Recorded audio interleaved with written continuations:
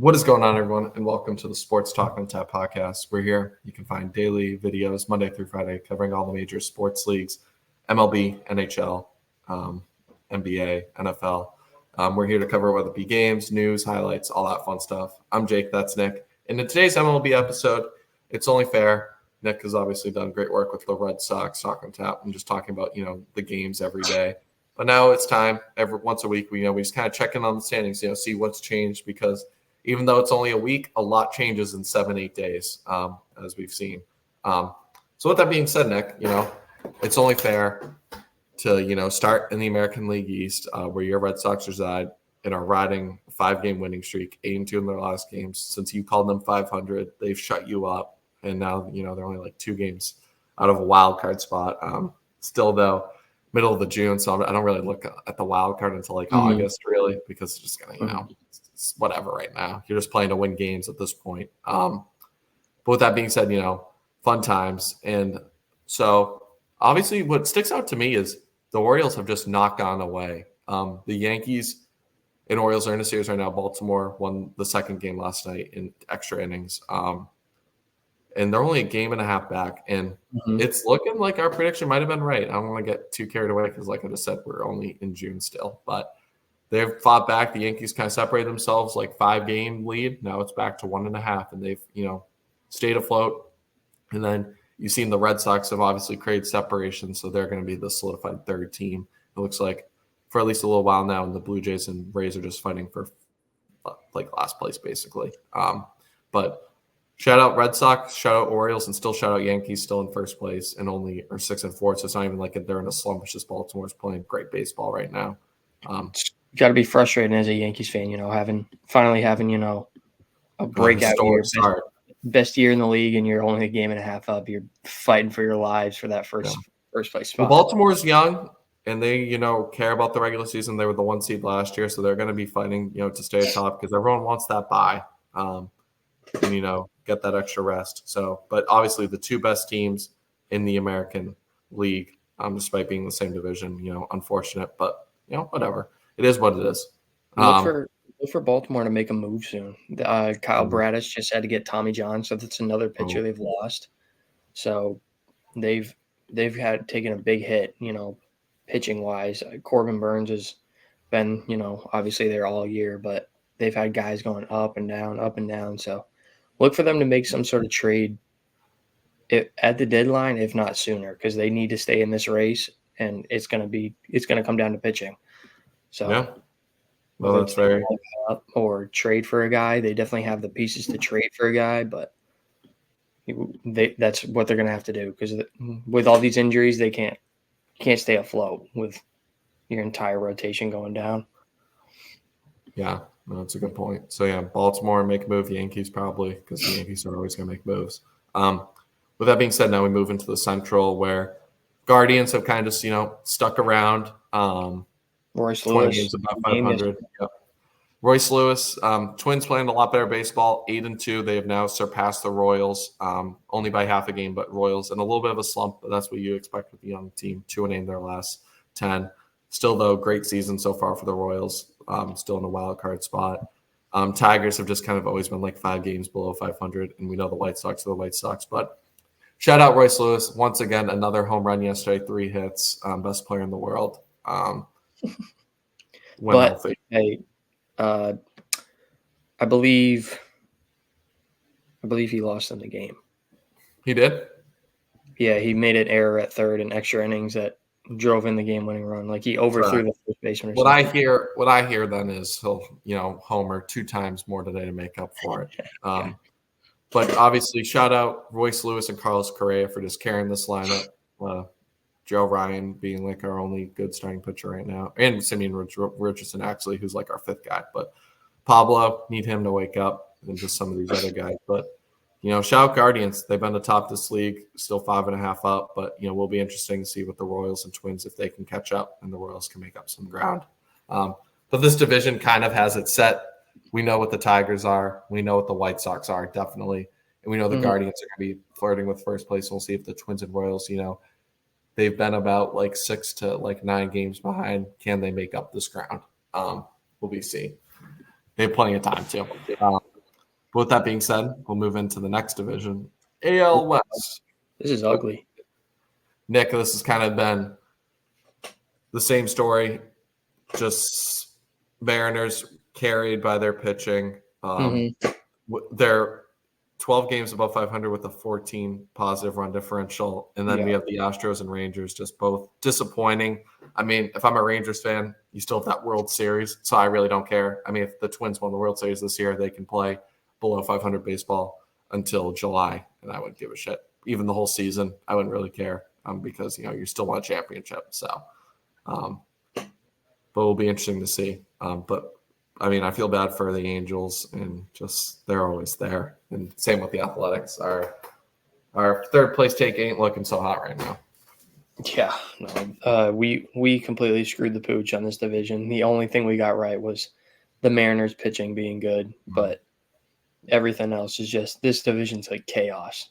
And I mean, it's the worst division. Run away with it. It's the worst division in baseball outside. Yeah, basically. So second place in your 6 games below 500. So wish we could be in that division, or everyone wishes they could be. Right. Next, though, let's move to the National League East, where, I mean, we know what Philly is.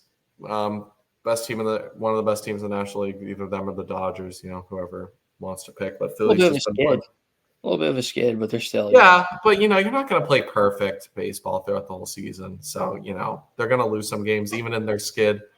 They're still 4-6 in their last 10. They'll find the track, and they have some room for error. I mean, the Braves, have hovered. They've stayed consistent with Acuna out and all the injuries. They're still 10 games above 500 and going to be in a wild card spot.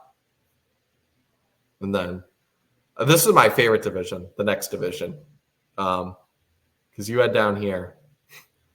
Brewers have always been like a team like 10 to 15 games above 500.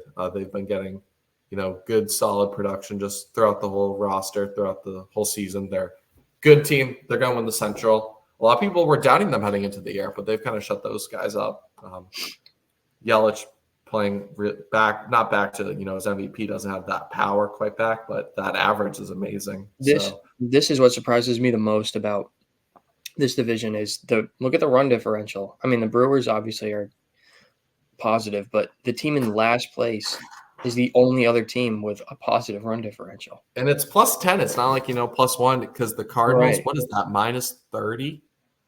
-30. So, I mean, I guess this is just goes to show when these teams are winning, it's close. Yeah. When they win, it's close. When they lose, they're getting blown out. And what tells me is it's still good for the Reds because throughout the whole season, this won't stay. The Reds are playing better baseball than these teams above them. The Cardinals are just credit to the Pirates because they looked like they were heading for, once again, a disaster season, but Paul Skeens has kind of revamped that team. Yeah. And then the Cubs have just been really disappointing all season, despite, Imanaga's great story. But, this tells me is these 4 teams are really close, but I still like the Reds to finish above. They won't finish last because they're playing better baseball than that. It's just, when they win, they win. When they lose, it's very close. They lost last night 1-0. Yeah, so what tells me is they're the best team they're the second best team, but we'll see if that can, sustain because the beauty is with MLB 162 games, it's not football where a team can have a fluke season and win 14 games. Just by having a negative point differential. The only ever team to do that was my 2022 Vikings, so shout out them.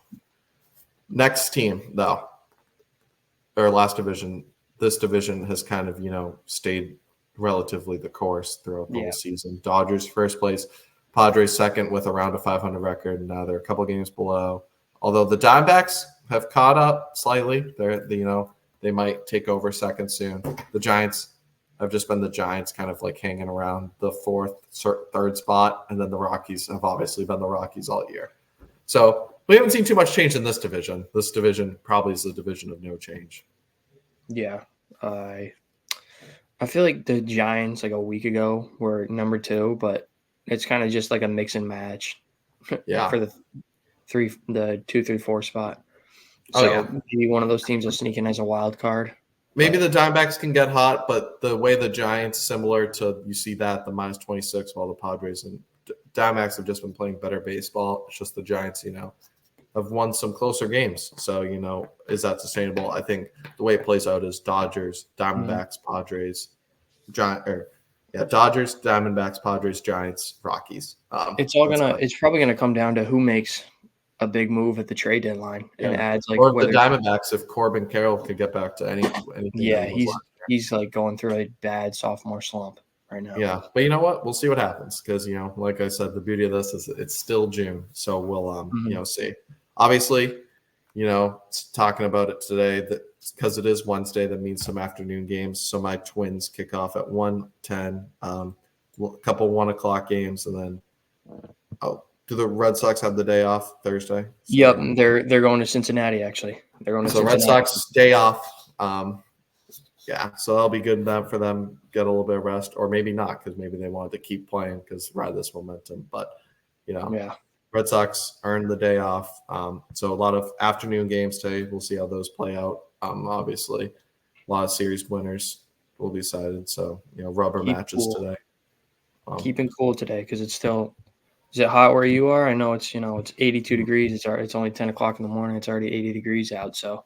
Yeah, 76. Beauty of living by the water is you do get a little bit of That's true. That ocean breeze, so that is nice. But some baseball inside AC. So we got to do our thing. Going to be a big workout day. Crazy stuff with the wedding, but everyone, stay cool. Enjoy some baseball inside. Because it's obviously too hot out. Or enjoy the beach if you're near a beach or lake. Enjoy that. So that'll be fun. I know we will, or I will. I mean, Nick, you might golf or something, whatever you do for. I might if it's not too hot. I can't golf if it's too hot. I'll die out. Fair enough.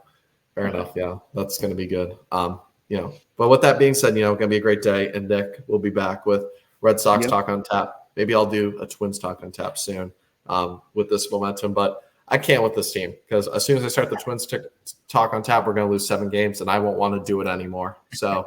Shout out the Twins. Love the inconsistency. Brings a good emotional ride. But with that being said, make sure to enjoy the games today and make sure if you like this content to like and subscribe because we're here 5 days a week, producing this and enjoying it. But with that being said, we'll catch you tomorrow. Peace.